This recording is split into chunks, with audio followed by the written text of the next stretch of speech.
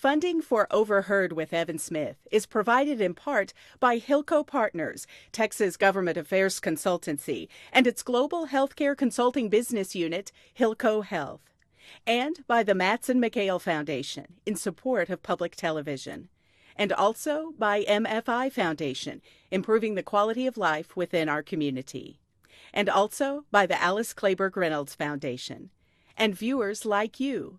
Thank you. I'm Evan Smith. He's a former three-term United States Senator from New Jersey, a one-time candidate for the Democratic presidential nomination, a former pro basketball star, a Rhodes Scholar, a Princeton graduate, an author, a radio host, a banker. With a resume like that, we'll ask him to fix everything that's wrong with the country in the next 30 minutes, okay? He's Bill Bradley. This is Overheard. Is that a vote you'd like to have back now?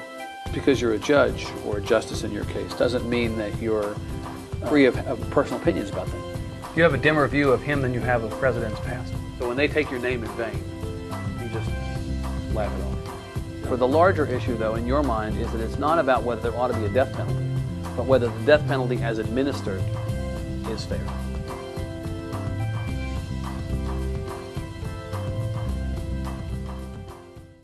Senator Bradley, great to see you. Evan, it's great to be back with you and be in that small number of people who have been on the show 3 times. I've always wanted to be in the same class as Kiki Friedman. Well, I'm looking ahead to the 4th already. So let's see how this one goes. So you've been out of public life, elective office, for more than a decade now.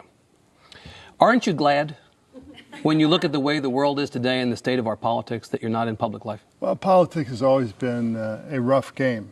I don't think it's much rougher now than it's ever been. You don't? It just has a different form. Seems awful. It's exacerbated by the amount of money, by media that trivializes things on the one hand, on the other hand, rewards combat as opposed to thought or compromise. Right.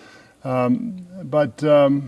I'm happy doing what I'm doing. I had a great 18 years in the United States Senate. I'm glad I tried for the big one in 2000. Regret I didn't make it, and life moves on. As we sit here, it was indeed 10 years ago that you ran for president. Yeah. We talk about Bush versus Gore all the time, but we forget about Gore versus Bradley. Right, that's true. But that indeed did happen. That's something you look back on as a fondly with memories of that? No question about that. I mean, when you run for president of the United States, it's a tremendous experience, particularly if there comes a time in a campaign where you start to do well. Yeah. And people then project on you all their hopes and their fears. Yep. And, I loved connecting the eyes of the people in the audience when I would speak about things, and I could see that sometimes they were being touched, other times they were angry. And the whole experience is a wonderful one because the country is a remarkably diverse place, and the kind of things that you see and encounter in the country are really quite rich. It's remarkable to hear you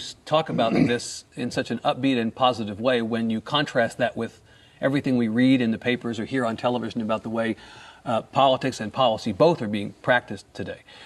Could you survive? Would you be happy, function as the sort of not terribly partisan, serious and upbeat person you are? Could you function in Washington today? I don't know. I'm not in Washington today. Right.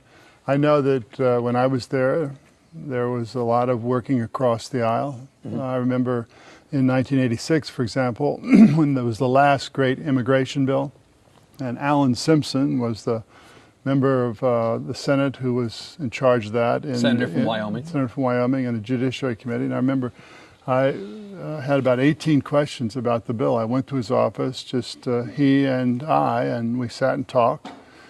He answered 18 questions, at the end of which I said, okay, you got my support. I didn't even know the Democratic position. And I think yourself, that's unlikely to happen today because the parties have become rigidified, partially a function of money, partially a function of ideology, partially a function of how people are rewarded at the polls. I mean, people are rewarded now for protecting themselves against the challenge in the primary from their right or their left. So they run to the end. They run to the end as opposed to coming to the center and dealing with the things that most Americans care about. I mean, I think most Americans want the same thing. They want a good job. They want to have a great education for their kids, chance for them to go to college if they're bright. They want to have health care for their family. And if they work a lifetime, they want a pension that will help sustain them when they are retired.